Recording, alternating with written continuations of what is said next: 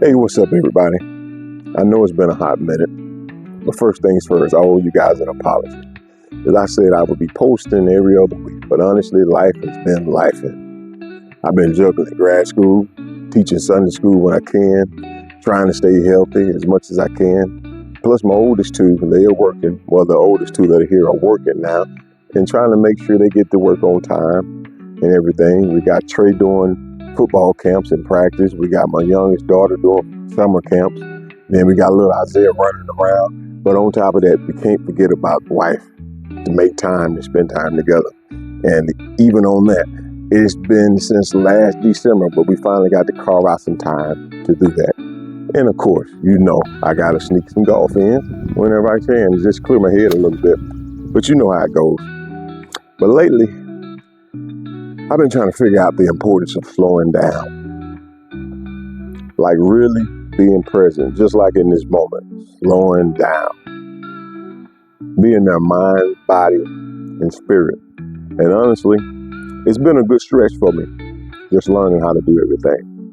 So a couple of weeks ago, we took a trip down to Mississippi for the 4th of July, and it was amazing. Time to just sit and relax and do nothing.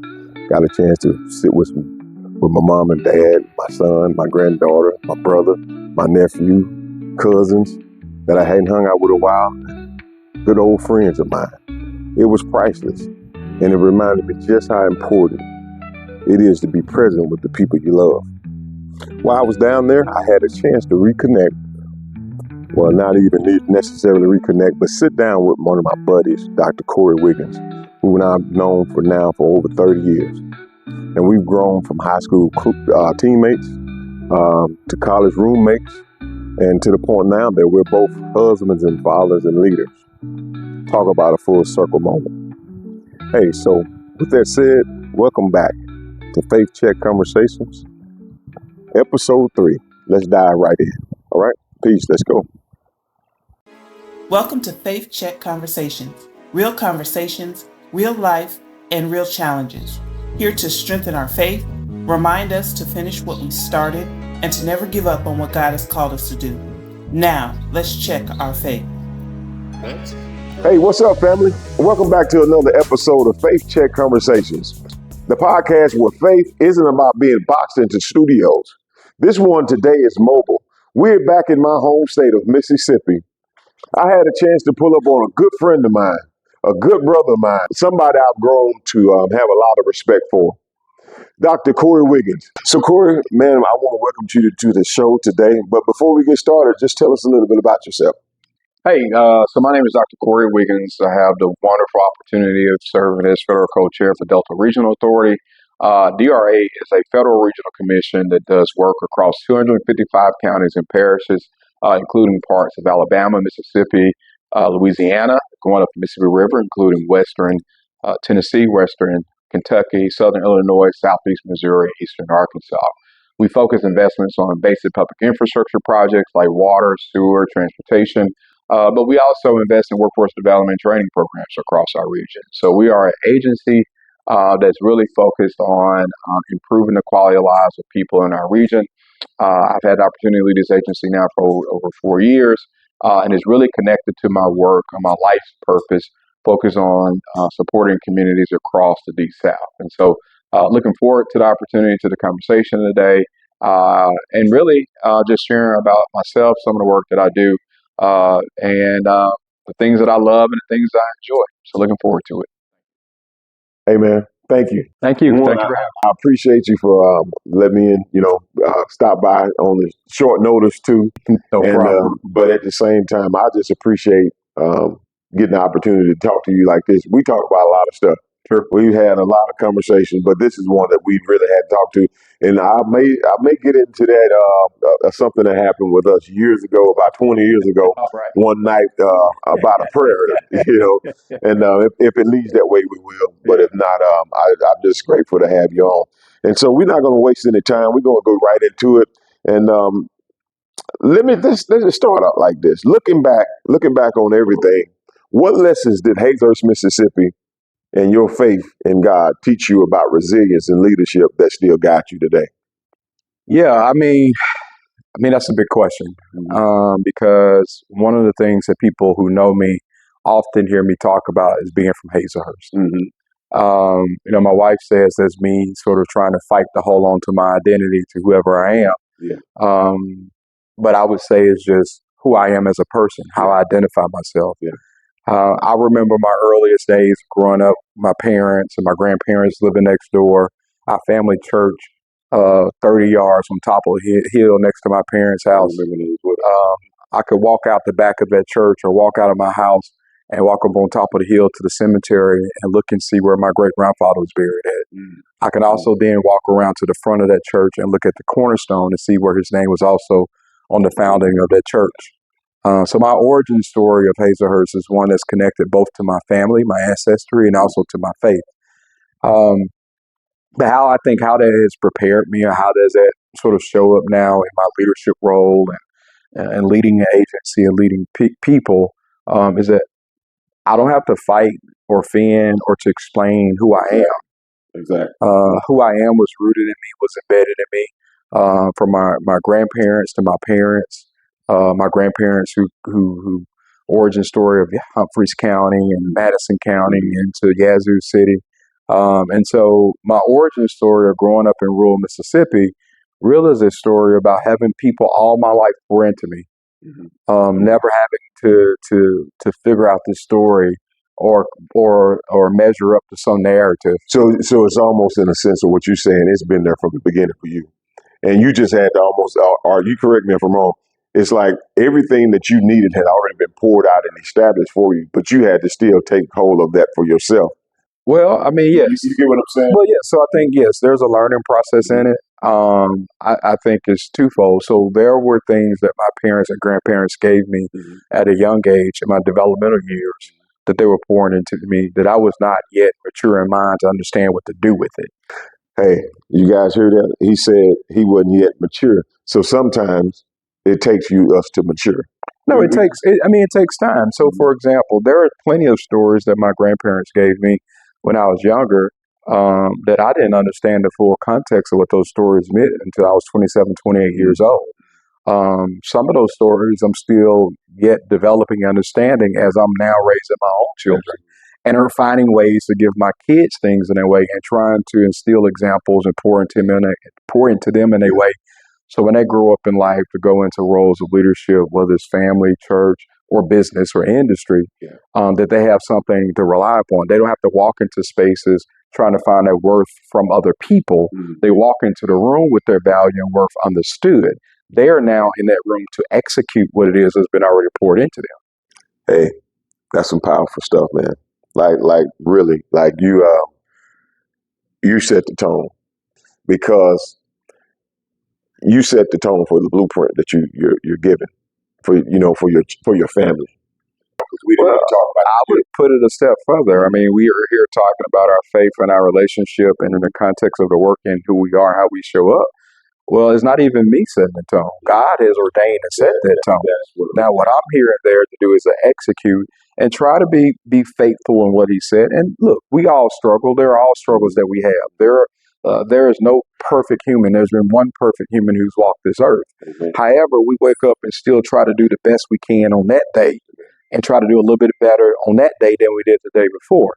And so what we are doing, what I do is when I go into business meetings, when I've walked into the White House, when I've walked into on fields or walked into classrooms, I say a similar prayer. The similar prayer I say is, God, you've already given me everything I need. Just give me the courage and the common sense and strength that I need for when I show up to do what it is I got to do. And there's something about being from a small town. But, like I was saying last week on the podcast, we was talking about, people with mega churches and big congregations. Everything might not be for a certain person, right? But that person had to start from somewhere. The person with a mega church, the person with a lot of followers, that's genuinely doing what they're supposed to do. Guess what? They had small beginnings. That small community church, or just like you said, the church, when I look out my window, I can see my church. That church has a big play in who Corey Wiggins is, and so I can appreciate that in much respect. So moving on to question 2. So now you said in in a lot of different places. There's some decision-making tables from the Delta to DC. As a believer, what's one misconception people have about communities like ours? And how do you believe God is still working in those overlooked places? Yeah. Again, good questions. In terms of misperceptions that people have about communities in the Delta, Mississippi, or for that matter in the rural South, one of the things I learned early is the importance of listening. The story that I give of that often is growing up sitting on the side porch with my granddaddy, my grandmother, other elders in the country, and the elders and folks would be out there talking. And as a kid, you weren't really allowed around. Yeah. But I find myself being drawn to those conversations and listening. And so I was allowed to sit on the porch and listen, and did that for years. And I remember points and times where I may have gotten asked my opinion, and I didn't take that lightly or something I contribute to the conversation. And so being able to do that, I honed the art of listening, and specifically listening in the context of wisdom and elders, and then also thinking about how intergenerational conversations play out. Yeah. And I bring it up in the context of this, of misconceptions, is that sometimes people who are not connected to communities in the rural South will come in the door and say, I have all the answers to your problem. Yeah. And that's not how you enter into community.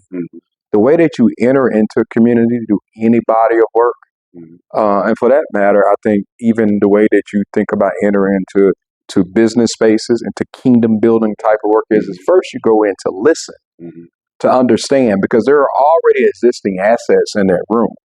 What you got to be able to do if you're there to be helpful is to go in and first listen, understand and recognize the assets that are there, listen to people to understand what they have identified as being challenges. And if you can offer or contribute to solutions, offer it. It made me think about something else, right? To relate it to the church. Almost, in the sentence was, about, how people talk about being judgmental. You have somebody come into church, and before you actually listen to see what the problem is, you've already cast judgment, already know, hey, I'm going to just give you Jesus. But a person's not, they're not trying to hear that. You know how you try to preach to a person on the street or something. They're not hearing that. They want to know, do you see me? Do you hear me? Do you see what I got going on? Listen, and so to relate it to that. That challenge, and this is the thing, that challenge shows up because this is the thing. You can't divorce church from humanity, because church is made up of humans. Our humanity, which brings us closer in our walk and makes up the church and gives us the ability to want to lead and support people and all those things, right? And I said it from the perspective of that if you were talking about doing work around voting rights, registering people to vote, and if you go and say, go vote, vote, vote, vote, vote, but it's hard to get somebody to vote when they're hungry today. Yeah. When you can't put food on your table, when your lights are off a day, when you don't have a job, you're trying to figure out how to support your family. You're having a conversation with them about voting, but they got material needs today. It can be difficult if you're trying to do the work of making disciples and bringing people close to Jesus, that if you're walking into these places, you're doing an outreach ministry, and the person is sitting there hungry today. They get lights off today. And so, yes, you are sharing the good news. But the good news they are physically hungry today. They need something now. How do we enter into spaces, whatever those spaces may be, wherever those places may be, and understanding and walk in with a discerning mind, with really willing to understand to where people are? And again, I think that goes back to when I think about experiences in Hazelhurst, experiences in other places, right? Everybody just was around everybody. Everybody played with everybody. Everybody whatever. Everybody did this. And so you knew all kinds of people in all walks of life. And what you evaluated them on is based on that individual person, on that person. And so you took time and you knew people. You knew who people are. You knew the fabric of the people. There was a lot of trust building, or we saw that from, we kind of knew, just like you said, from sitting around granddad, grandma, or just mom and dad. even though we wouldn't welcome all the time in those conversations, we still listen. And listening with, like you said, with the discernment, even though we were eavesdropping, but you still had a little help in saying, like, no, that's not a person I need to be around, or this, or even. So, well, you mentioned this thing about even though we were eavesdropping. I mean, where we or where we not. To give you an example. Yeah. There's no difference from when I'm having conversations or certain conversations with my friends or whatever, and my children around. I know my children around. I know they're listening, and I will say things. So I want them to understand certain things. Mm-hmm. And this is the thing: you never know what seed that you plant, how it may grow, where it may grow, or at what point that it will begin to start to grow. Yeah. And that's the point. It's like, it's everything back, kind of looking at the now and the way society is now. We want stuff now. But just like you said, a farmer doesn't go out there and put that seed in the ground and expect the harvest the same day. And that's the same way it is when it comes to talking about faith. And I like the analogy or the truthfulness about listening. And I've talked to you about that. I know I need help on listening. My wife tells me all the time. She say, "Corey, you wait expectantly to talk." And I'm learning, because sometimes with that rapid fire of me ready to say something, I'm not truly being able to listen to her need. So when you go into these spaces, you're listening for a need. It's no different with me being in education for so long. The one thing that I hear with students, you upset with me, you're mad at me, you're crying in my office. What's missing? What's the need? So I'll let you talk. And as you going on, that's what I'm hearing. Like, okay, that way it gives me a strategic game plan in a sense to how to Well, help at the basis of it, what it is trust building. That's it. I mean, whether you're, asking somebody to learn about Jesus, whether you're asking somebody to go vote, where you're asking somebody to do something or work with them, what you're trying to do is build some level of trust. Right. And the other thing is that, what I'm talking about is stuff about human nature. What I'm also is backed up by data and research. It is, and that's in academic literature. Is backed up by what we've seen in society. Is backed up in our own experiences. So it's not anything that we're creating anything under the sun. But what we're saying is that how do we take all these different things that we've learned? How do we translate them into whatever practice or study or industry that we're in, and be able to use it to move it towards outcomes we're trying to execute on? Yeah, man. This is good. And so many things that you're saying that I'm trying to digest at the same time, because I'm a person that you and I talk outside of the stuff like this, and we can go on, and I listen at you, because like I said from the beginning, I respect not the man that you are now, but I've always had the respect for who Corey is, and I've always admired the things that you do, and to see where you're at in the spaces that you're in now, to still be able to take the faith in God, or the trust, like you just said, because faith is trust. You said, Look, look, regardless of rooms I'm in, people I interact with, I even joke with friends and colleagues when things get tight and tough, particularly people who I work with who are Christians, and we're having conversations. And one of the jokes that I'll say sometimes, particularly folk I work with, who I know people are faith, and we talk about our faith, I'll say to them, I say, now look, I don't know what kind of God or Jesus you came up on. Maybe it's this new Jesus, or maybe it's this city Jesus. I say, but now the one that I grew up on and came up on was in a little small country church. That when you start rocking your feet, the wood floors had the whole church rocking. The one that my grandma and granddad and them sing about. The one that my dad and my mom taught me about. And I say, now one thing I know about that one, he gonna be there. all right, moving on to question 3. As a public health leader and a man of faith, you see what most don't. What's one issue in the delta that burdens your spirit, and what scripture or promise do you lean on to keep your hope alive? Yeah. And not necessarily the delta, but the delta. Well, I mean, this is the thing. I mean, I think one of the richest assets that we have in a region is its people. I don't care whether I've been in communities from Alabama to Mississippi to Kentucky to Missouri, all over. And what I have come across and have come to enjoy and entertain is good people. Good people who know how they want their communities to look, how they want them to smell, how they want them to feel, because this is where people work, play, and live. And you know these things.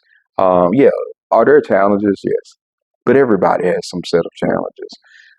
But there are good people who are there working to be part of the solution to those challenges.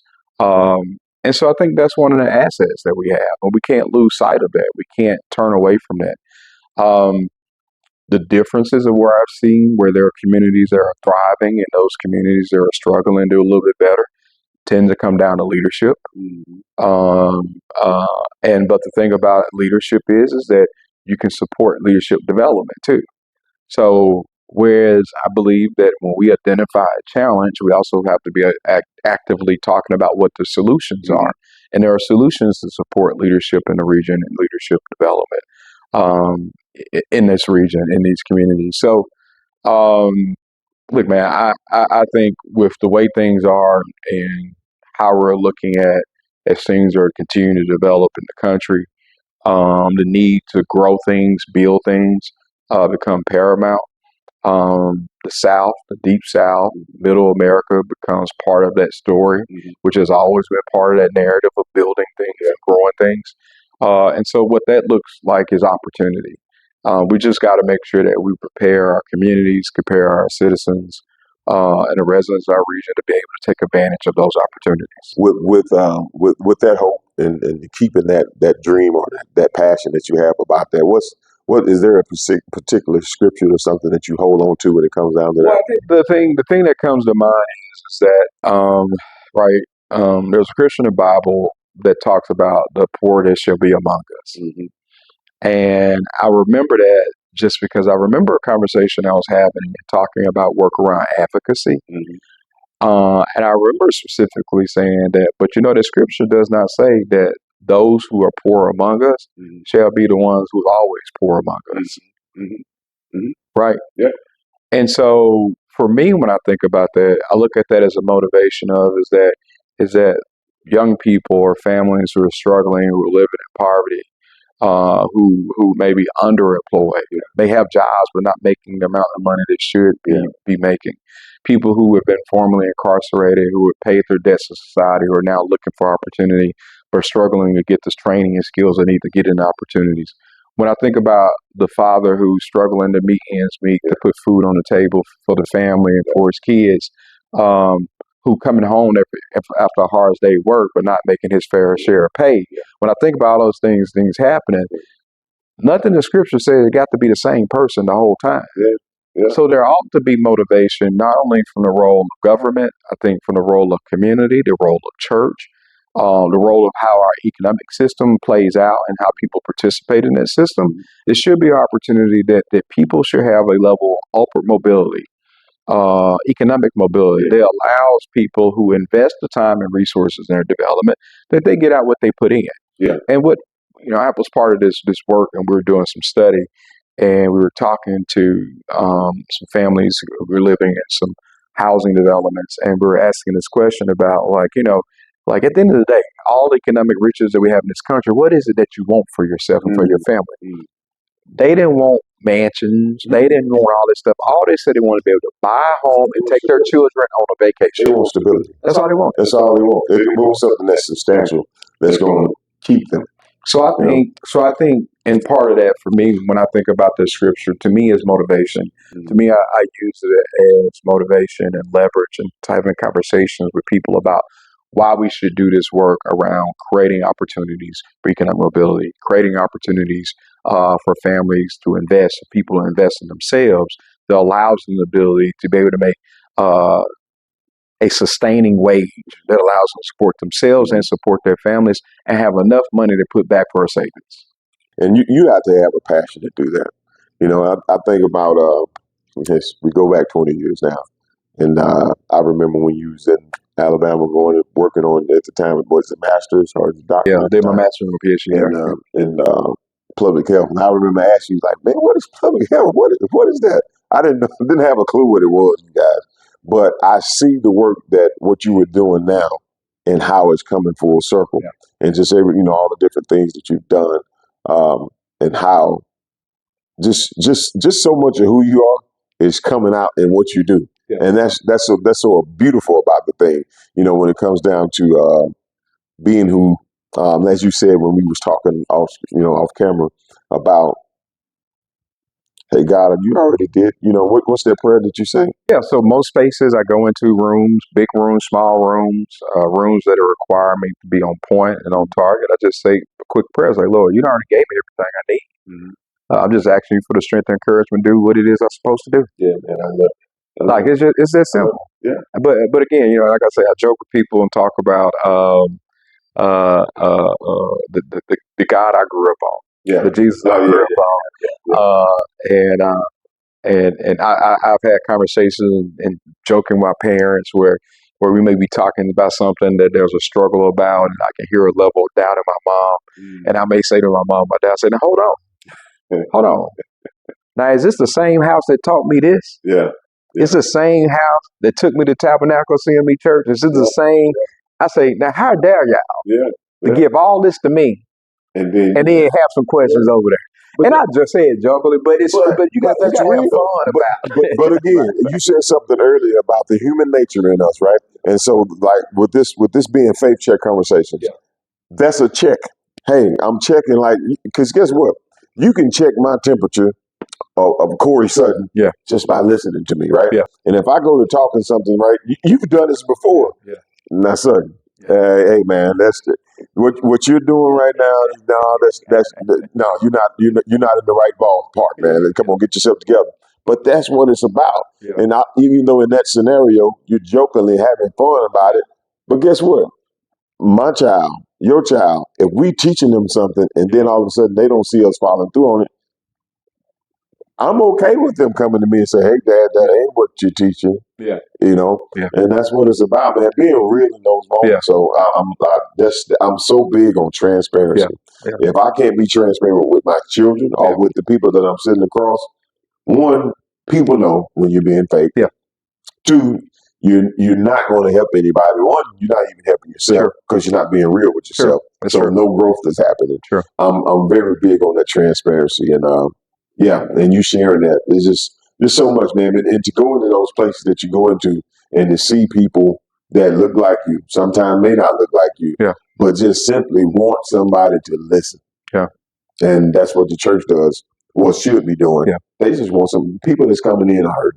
Yeah. People want to be loved. That's all. That's all. That's all. I agree. That's all it is.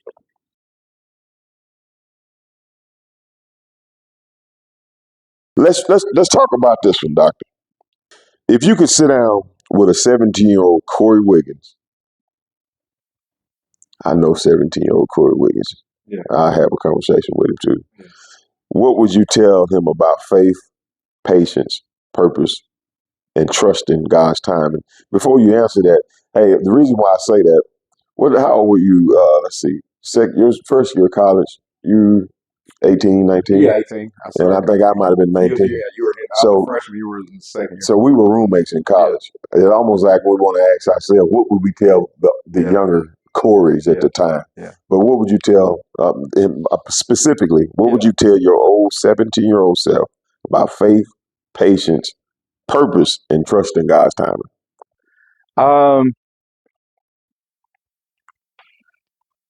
That's an interesting question for me, and I say that because, yes, when I look back, I'm 44 years old now. When I look back, I've made plenty of mistakes. I've done taken some pathways that I went right or maybe should have went left or zigzag and all those kinds of things. But the other reality of it is that if I'm talking to 17-year version of me, I would say something that one of the elders who I talk to now say, just stay strong. So for me growing up, one of the things I did all the time, going back to middle school, was read. I read everything I could get my hands on. My aunt was a reading teacher at a community college. Education was always important to my family and parents. And I just took a liking to reading, and I read everything. I mean, I was reading Harlem Renaissance books. He did truly read I was reading intellectual sociology books, and by my senior year, I was reading Stephen Hawking, who's a theoretical physicist. And that's just how I read. And because of that amount of reading I was doing, it gave me an insight to all parts of the world and society and the universe that somebody from a rural area wouldn't just get exposed to. But I got exposed to by books. And I Not by someone making you. But I did it. I enjoyed it. Yeah. And I still do enjoy it. I just finished wrapped up a book today, as a matter of fact. And so because of that, 17-year-old me was rooted pretty good. And then being able to go and spend time at Alcorn State University was a great experience for me. Being able to be there on campus, meet some great people, have some experiences I think I rely upon today. Yeah. And then going off to graduate school. But I think the thing that I would say to my 17-year-old self was stay strong. Yeah. And I can attest to that. You know, I joke to my children about it all the time, even you. Like, I remember when we were roommates there for that year, I'm asleep and it's 1 o'clock in the morning and Corey Wiggins is reading. You know something? He's studying. And thinking about that in retrospect, the one thing I would say though that I probably would have done a little different. And I think about this, something that my wife told me at one point in time. This was when I was in grad school or I was in DC. Was to sometimes to loosen up.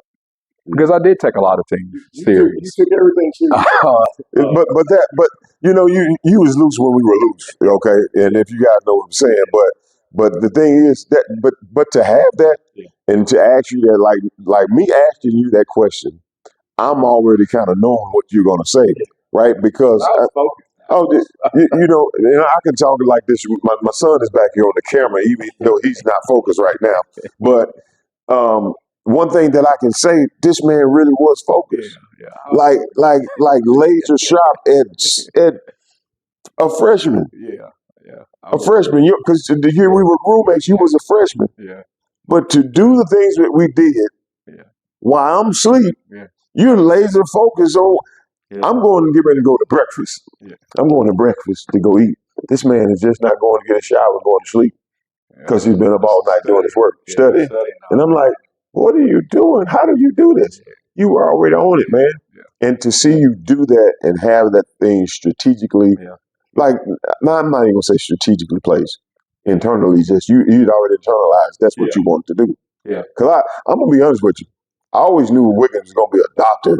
But I thought it was going to be like med doctor or something, but he just had that you know, when you know somebody that just has it, they have it. And I'm not saying this to boost you up. This is something that I would tell you that I've told you off camera, or anybody that knows you, just know that Corey Wiggins is that type of person. Well, but you know, I cannot tell you that any of that was by me alone.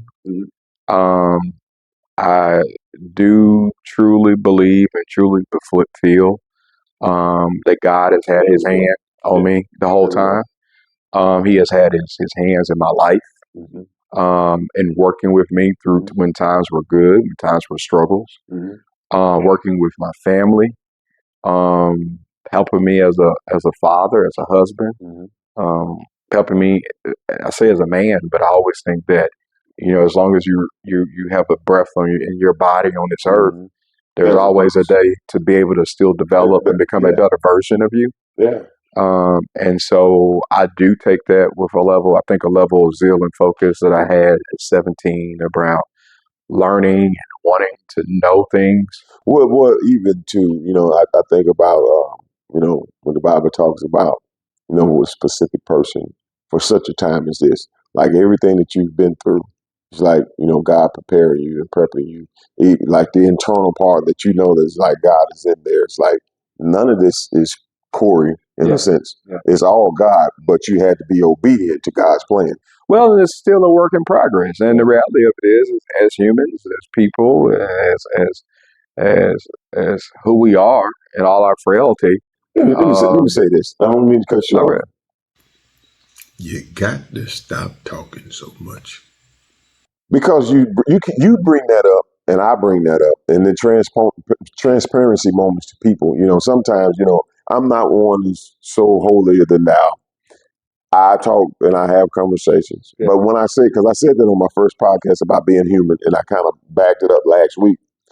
Being human is real. It's a part of life because that's what we live every day. We're human beings with a spiritual nature to us. And sometimes we don't lean to the spiritual side of us. And then some will say, well, there's some crazy stuff out there that people will think, well, because you're not leaning to that side all the time, you're not saved. No, that's not that. That's just being human. When you have emotions you're tied to, you have feelings that you're tied to, that don't mean that I lead with those. That don't mean that I live my life through those. I have to learn how to deal with them. I mean, I'll say this. I mean, it could be viewed as being provocative, but this idea of like, right, we're all working to be more Christ-like.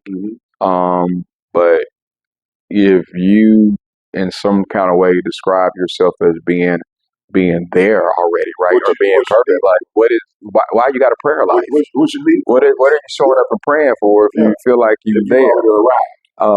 What are these things? Why you still do these things, or are you doing these things just out of show or just dutiful? I spend a good bit of my time right not only trying to raise my boys to be young men, but find myself talking to other young men and men a lot about life. And what I always tell them is, it's like, look, I can tell you what's down the good path, and I can tell you what's down the bad path. I'll give you both. I'm not going to give you something and make you feel this way or make you feel that way. I'm just going to give you what I got. And you're giving them the opportunity to do just as God do with us. We're free moral agents in a sense. God gives us free will to choose. And if you don't give that the children that you're talking to, it's not to say, hey, no, just be you being honest. Hey, this is here on the table for you, or this could be on the table for you. You have to make the decision. I can't make it for you. Well, and the other thing is that I go a step further. If you happen to be the brother who take the step that leads you into a bad direction or a place where you got some pain points, guess what, brother? I'm there for you when you get to that point too. Because we done all been there. And I can tell you, like, hey, this worked, this didn't work. So I mean, it's all good. You made me think about I preached a couple of weeks ago, and I was talking about the song. You remember the song? I'm coming up on the rough side, and I heard somebody say that, and I know it's not a biblical song, but when have you ever seen anybody climb a smooth mountain? So to me, and there's a song out there that kind of took that and kind of reversed it, and it says that God sometimes gives us mountains. And I understand the analogy of what the guy was saying, but I also understand it from a paint a mental picture. I need those rough points in the mountain sometimes, because if I don't have nothing to grasp hold. What I'm saying is, like, my life of trying times, or when the difficult times come up, if I fall, next time I know where to grab hold to. Well, where I would push you on it is this. What you may need for your life experiences may be different from what I may need or any other person. What I do believe is that whatever the recipe that is for you, God will give you that recipe. Are there people who may have had easier times? Possibly. Are there people who have harder times? Possibly. But whatever those set of experiences has been laid out for them, that they've had those experiences. I think at the end of the day, what we evaluate people on of how we or think about, or even how people process themselves is like, one, how do I respond to the good times, and how do I respond to those rough times? Right?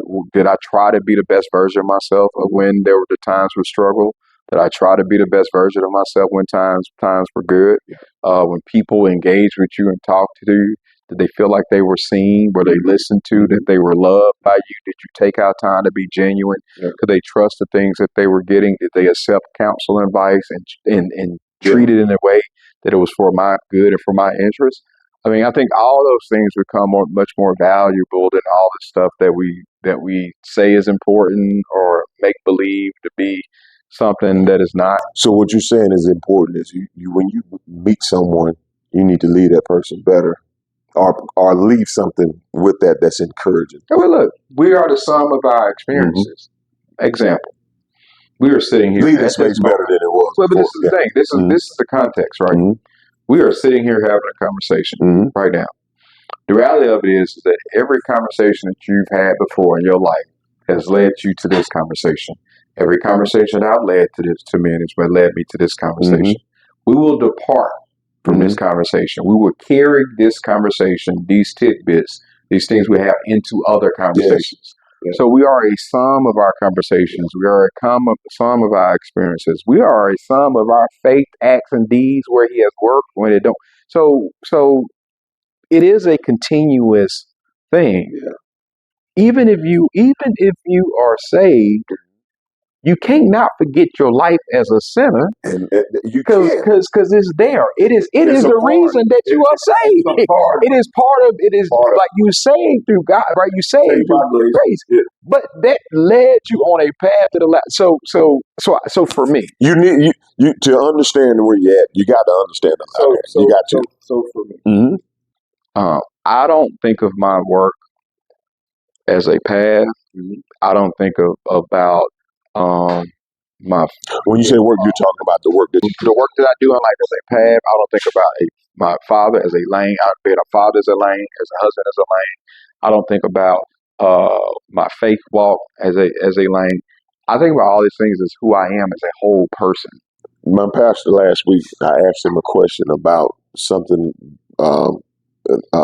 Come down to faithfulness in ministry and as a husband, and he said to that same point, you can't separate those, because who I am in ministry, or better yet, who I am in my house is going to come in my ministry, come out in my ministry. You know, I got this other thing. I talk to my pastor like I talk to my doctor. If I can't talk to them the same way, I got problems. Because I have to have a relationship with my pastor. I have a relationship because I got to be able to communicate my spiritual health and my physical he's health. your spiritual leader, spiritual health check, right? And so if you're gonna go in there like that, that's the beauty of it. I wish it was a round table, and like, I say this all the time, and I think maybe it's a way of me checking myself to say, Corey, don't ever stop being this way. Sometimes, now I do understand that you can't go out and share everything, because sometimes if you're hurting too bad, you'll bleed on other people. And the people, you really need somebody to just help you stop it. But sometimes you have to just share that stuff, talk to them. Like, I'm not going to go into deep details. It's something that you and I shared. And I was like, wow, I wish I had known that. But it wasn't that you was withholding it from them. We just had talked about it. But now I'm sharing that with other brothers, like, hey, man, go do this. Go do this. So yeah, man, the conversation piece. I'm thinking about even the title of this podcast, Faith Check Conversations. I tell people all the time, I don't shun conversation with people. I say, even if it's a person I don't agree with, I will welcome a conversation to learn. I may be learning what to do the next time I talk to somebody that may think like you do. But in that moment, I'm never going to disrespect you. I'm never going to down talk what you believe. If it's something that I don't believe, I just don't believe it. That don't mean, you get what I'm saying? Look, at the end of the day, I started off about humanity. We are humans, and at a genuine level, regardless of what people beliefs is that I still love you as a human. That's the one. So that allows me to be in some resemblance of a relationship with you. Now, I can determine how much I spend time with you. Yeah. Right? And how the extent their relationship is. But you gotta love humanity. So to do this work that I do, and do what I call my life's mission, my life's purpose, or how I decide to show up, this responsibility that I feel to support and create better places and good places for people, is out of love for people. Like, I deeply love people. I deeply love community. I deeply love that. And I have to, now the other side is I have to manage that. I have to do a lot of things to find balance. I have to work on my mental health, my physical health, my spiritual health in a way to allow me to embrace that. To continue forward. Yeah. Because it is honestly, it is a ministry too. Yeah. As well. It's something that God. And quite frankly, I view it. For me, I do view it as a ministry, how I show up, It is. and provide to people. So also understand Selah. I gotta find rest and Gotta peace have too. peace. Yeah. So that way, my whole self, when I'm showing up to do my ministry, Mhm. I can show up in my full self. You're speaking. You're speaking to not only people out there, but you're talking to me too as well. And I told you, but in the past, that was one of my biggest things because when you're so passionate about something, or as you say, when you love people, and then to get challenged on, or to hear not living in these spaces, working in these spaces when you know people sometimes just do it for the job or do it for the money, and for them to see a genuine person that genuinely cares about people, or even may ask like, man, how do you do that? Why you keep dealing with them? Because they're human. They're a person. But, people talk about how like sometimes when things are meant for bad for you, it can be meant for good. I mean, I think it from the context of when I do my work, I am doing it in a genuine way to support people. And even if I find myself in places with people who may have bad intentions, um, um, there are ways to leverage your intentions and a way to still be for the good of people. Yeah. And I think when you're operating in the way you need to operate, and if you have the backing you need, you can do that and still create good places for people. After the cleats come off, because this guy did play football, and he's probably one of the better offensive linemen, that we had, but some things happened where he took another route. But going back to high school, we did some dirty stuff to people. Dirty stuff. He and I played on the same high school team as well. Trey, you would catch it. You would catch it, Trey. Take him high and take him low. Take him low.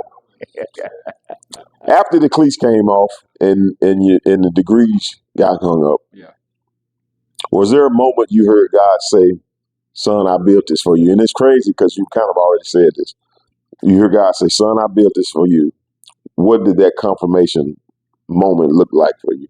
Or because you can kind of already said it. What did that moment, what in that moment when you looked at everything that you've done up until this point, 45, right? Yeah. 44 years old, 45 this year. and where you at now, and you look at it and it's like, Well, the reality of this is that, so talking about balance, I've never been somebody who believe in competing against people, because ultimately the biggest competitor I have is myself. It is hard to satisfy me. Give you an example. If I'm leading a group of people, if I say we got to deploy $100 million in a fiscal year, if we deploy $100 million in a fiscal year, my team is excited as they should. I am sitting there saying to myself, it should have been 150 million. wow.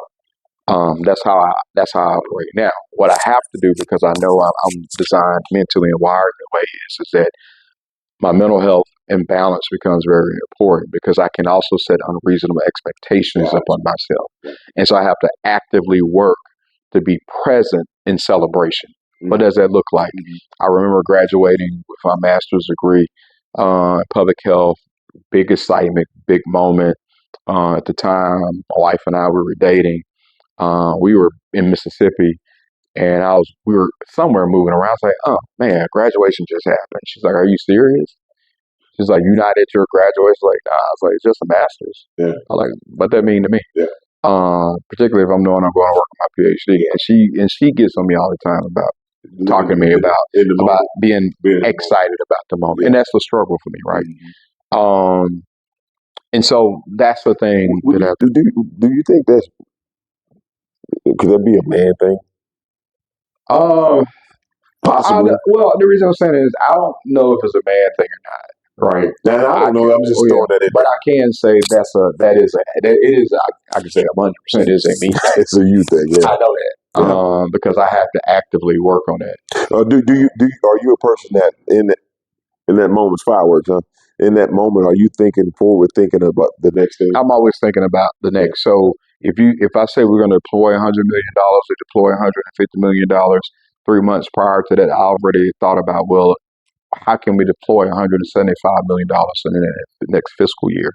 If you're telling me we got to raise money to deploy or do some campaign, and you tell me we got to raise $2 million, I'm trying to raise the $2 million, but I'm thinking about the multi-year So the possibility of the campaigns, I'm already thinking about in year 3, I need to raise this amount of money, and how do I lay the foundation for that? So for me, I'm a very analytical person. I think in steps, I think in process, I think in systems, um, which is an asset for the work that I do in spaces I show up on. But it isn't always the healthiest when it shows up in time for me to define peace and for me to be present or in celebration. There's a moment you walk through the door. Yeah. So that's something that I actively have to work on. But like I said, right, and in the context of confirmation, um, I think the thing that is teaching me this and confirming things for me is in being a father and raising 3 boys myself and seeing various components of my personality show up in my kids. Things that are strengths, things that I view as things I needed to work on and have to continue to work on, but trying to work with my boys in a way to try to give them tools now to help support that development. And make it a strength for them. Is the way how things are confirmed to me, right? So I do believe, and there's a lot of things that God has done, touched to me and my family in ways that I see. And at the end of the day, I'm blessed, and at the end of the day, He got it. And if he don't have it, then it means I didn't need it. So I keep on moving. Amen, man. I mean, we can make this thing as complicated as we want to, but It's not. it's not really complicated. No, it's not. Faith is not complicated. Faith is just hard because it's something that you got to believe before seeing. Yeah. You know, that goes back to that trust. If I trust you, hey Corey, I'm gonna fall off these steps backwards. Hey, if I trust you, I believe you're gonna be there. The reality of it is that that's what makes faith hard. That's what makes being a father hard. That's what makes being a husband hard. Is the fact that you are waking up each and every day with a level, and that's the thing that I think, and that's the other thing too. I think sometimes where we gotta spend a little time thinking about and also celebrating is a level of consistency that's needed to show up in all those spaces, right? There's a level of consistency that you need to show up in your faith and have your walk. There's a level of consistency that you got to have to show up and work towards being a good husband, a better husband. There's a level of consistency you got to have to show up and work towards being a father. There's a level of consistency as your son sits there and listens. There's a level of consistency you got to have and show up to be a good ball player. But the thing about it is, and I think the thing where we have to be better and smarter about is that I have kids who are athletes and play ball all the time. And the thing that I'm trying to get them to teach them understand is this. If you play ball and have an opportunity to go play ball in college, that is to be celebrated. But that's not why we're doing it. What I want my kids to learn in sports, and I know this is off subject, we're talking sports again. What I want them to learn in sports is that playing sports and being part of a team teaches them how to be part of a team, how to work with people they like and don't like. It helps them to learn how to deal with failure, perseverance, work ethic, all those things. Now, it's my job as a father, it's my job to support them in taking those things that they learn in playing ball and in sports and translating it into what it looks like when you're in a courtroom, a boardroom, where you're showing up at work, when you're showing up at house, when you whatever. Because those skill sets are the skill sets that you learn in sports is what makes you successful here. No different from the same skill sets and same things you learn in your belief in faith and consistency towards prayer, consistency toward belief. All of that translates. All those things that it talks about that we need to have. So I think those people who are strong in faith, I think provides a framework for us to look at around a level of consistency. That if we can find a way, individuals, families, communities, and show up with a level of consistency like that, it would just make the fabric of our communities better.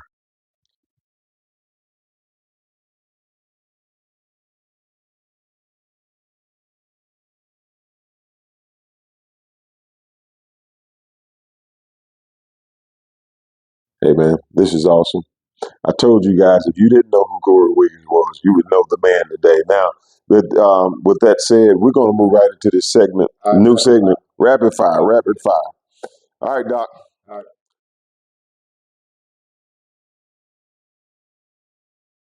Time for your faith check rapid fire. Quick answers. You don't have to think about them. Just right there off the top. Okay. One scripture you quote when life gets hard. So I believe in that old time of Jesus. Come on. I just say Jesus. You just call on the name of Jesus. Again, folks may do it a different way, and they may do whatever. I just say Jesus. Hey, that's all right. And so you let Jesus know what you want. That's all. No. All right, we'll take that. We'll take that. The scripture, you should have said Jesus wept. No, That came to my mind. It was funny though, but I just like, but at the end of the day, I just be like, Lord Jesus, and I got you.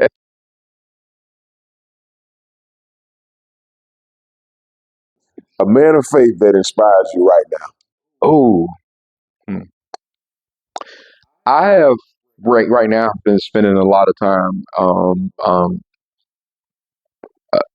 really reading about King Solomon, because particularly around, but which you heard me say throughout talking about discernment.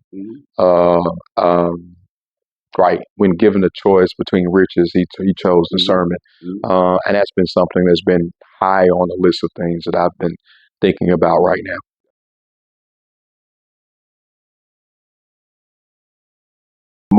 A moment when you felt God's grace heavy on you. Moment where I felt God's grace heavy on me. When you really felt the hand of God's grace heavy on your life. Oh man.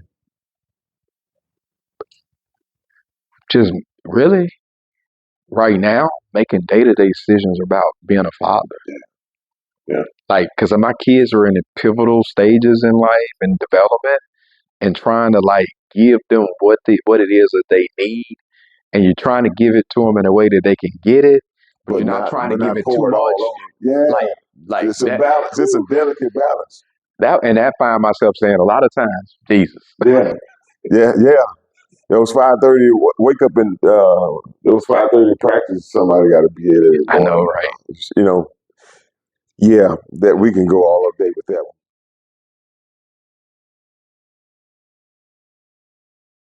one. One thing you wish more men would admit about faith. That is hard, but it's doable. It is. I have a saying that I adapted.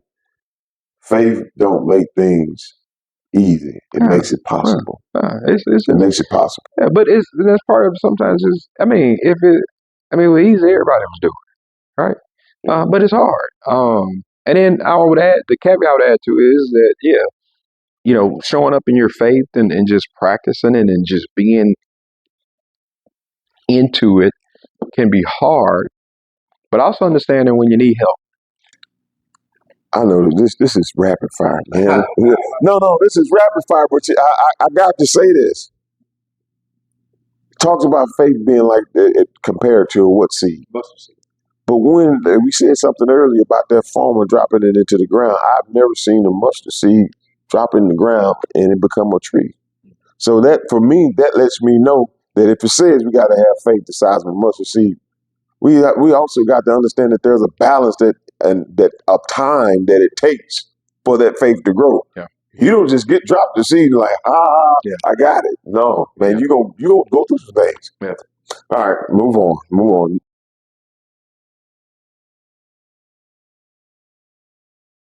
Complete this sentence. I'm built by grace, but still working on. I would say still working at life. Yeah. Still working at it. Yeah.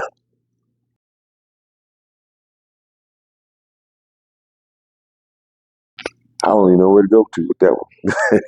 But that's good, man. Well, Corey, man, I appreciate you. I appreciate you, and I know for you that none of this is about the titles. I know that for a fact. like the kids say, 100. I know that you're not doing this, and I know you have a heart for the work that you do, and I know it may be a little different sometimes being in the spaces that you are, but still maintaining the integrity and your faith public, just like you said about loving people, just genuinely loving people and concerned about people. It changes the whole perspective of why you do things and why you do what you do, and that's something that we it's rare. It's rare at times. So look, brothers and sisters out there, hey, I've just given you this insight to this brother's mind, and I'll tell you, it's a brilliant mind as well. It's not one. I'm not trying to boost his head up. I can go off script and know how to read this. This man is somebody that I truly do respect, and just the life that he's living, not only in public but behind closed doors. I'm seeing how he lives with his wife. I see how he lives with his children, and it takes a faithful man of God to be able to do that. And so, Corey, man, again, I just want to thank you, brother. Appreciate Hey, it. and I can say this on camera, off camera. I love you. You know, I love you. Look, we go back a long way, and we could talk about a different story. This wouldn't be fake check conversations. It'll be like, let's cut these conversations. But no, there's one thing about us. We never have just got too far off to go without holding each other accountable. You know, there's some things that we've done, but we're not afraid to just be transparent and be open and be honest with each other. If I'm wrong, he let me know if I'm wrong. It's when he's wrong, not too often, but I can still, it's times that we did that. And a thing about it that people don't know, we grew up calling ourselves brothers. That's a whole nother story, and I think that was the start of the connection to just life, man. We don't talk all the time, but every time we call, if it's something you need, you can call me. I'm going to pick up the phone, same way with him. And it's not nothing that I need from you, nothing. What I need from you is the honesty and the person that you are, and to keep being an example for not only your boys, because there are other men that's watching too. There's men that's watching you as well. There's other young boys, your guys playing sports. People see that, and it's just like with us. We just have to be that solid piece, of this puzzle. That's my book, but I ain't gonna talk about that too much. We got to be a positive piece of the puzzle, man. And I appreciate what you're doing. Thank you. And folks, that's it.